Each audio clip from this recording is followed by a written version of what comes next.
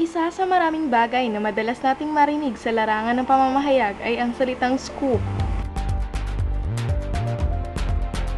Ito ang tawag sa pagiging eksklusibo ng isang balita at pagiging una sa pagkuha ng impormasyon ng isang mamamahayag.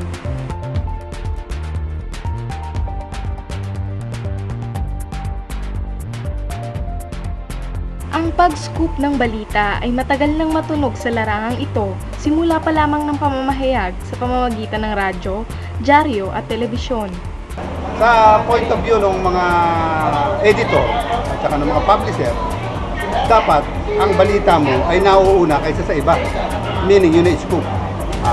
Ito ay tinuturing ng isa sa mga problema ng pagbabalita dahil hindi nagiging sapat ang impormasyong maihahayag sa kagustuhan ng isang mamamahayag na maikalat agad ang balita.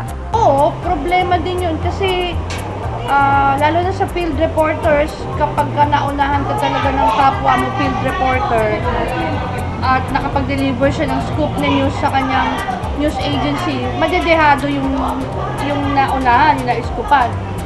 Ano yun, makakagalitan siya.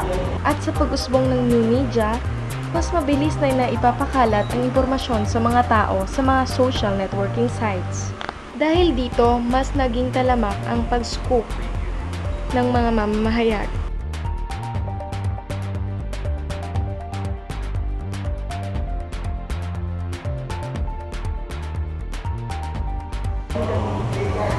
Kasi hindi naman in-depth ang naibibigay ng mga tinutweet eh.